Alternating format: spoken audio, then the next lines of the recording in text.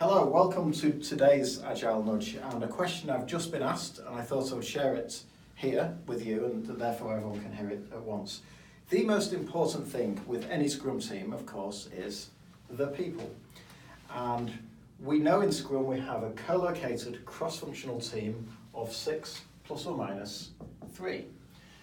The reason it's not below 3 is probably with a cross-functional team you won't have the competency to deliver the value, because we all have different areas of expertise. And the reason we don't want it over 9 is if you think of a network, let's say we've got 3 people here, there's 3 connections. With 4, it's 6, and so on. And the formula is the number of connections is the number of people multiplied by the number of people minus 1 divided by 2. A bit of maths for you there. So if you've got 4 people, 4 times 3 divided by 2 is 6. 9 times 9 minus 1 is 8. Divide by 2. 9 eighths are 72. That's 36 connections. We don't want to go over 36 connections. That curve goes up like that very quickly. And we as humans really struggle to sustain a large connection mesh topology of people. So that's why we don't go over 9 people. So we've got a cross-functional team, 6 plus or minus 3, and we say we're cross-functional. What does that mean? Well, this person here could be a BA. This person, I don't know, a tester, maybe we've got a dev, maybe we've got somebody who's a UX here. Or whatever you need in your team, and it's going to be different in each team. So let's put this team like this, and we've got lots of I-shaped people like that. BA, tester, developer, architects, let's say. But in the way we work in Agile, we actually want T-shaped people. And T-shaped people means I'm a BA, that's what I come to work to do, and this is where my specialty is, this is what I'm passionate about.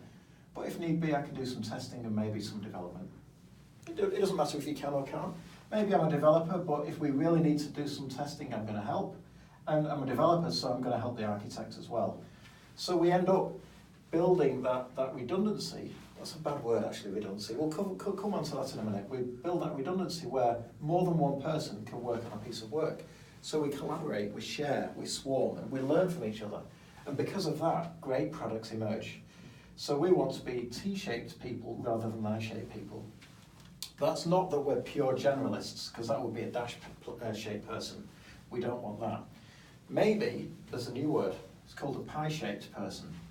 So you may have 2 areas of expertise, and you blend across all of them. And over time, that's what we want to try and become.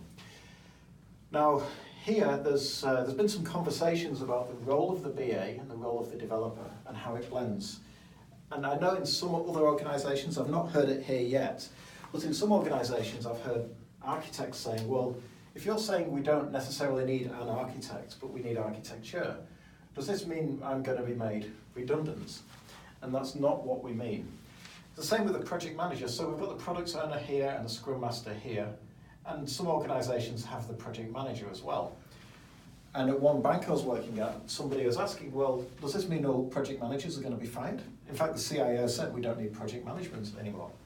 And he then clarified what he meant. He said this: if you look at everything a project manager does, so stakeholder management, cost, quality, time, procurement, contracts, integration, HR, communications, risk, all of those things we still need to do.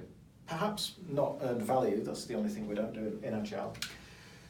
And if you look at the person who is a project manager, those people are usually very good at facilitating meetings, at thinking of the business value, at stakeholder management. So we need the people, we need that competency, and we still need the function, the role of project management.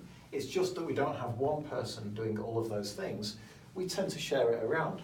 So in my mind at least, I'm a former project manager, and I've gone down this path as Scrum Master, but many project managers become product owners.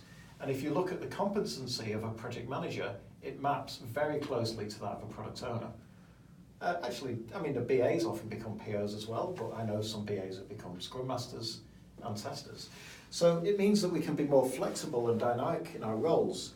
But I just want to be very clear here, as we try and become more cross-functional than we already are, and we are to a degree already, It does not mean that your role is going to disappear or that you are going to disappear. That's not what we're trying to do here.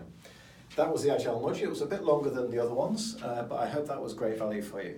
If you've got any questions or you want to ask for another Agile Nudge or want me to talk about anything, would be delighted to do so. So just leave a comment here below. Thank you.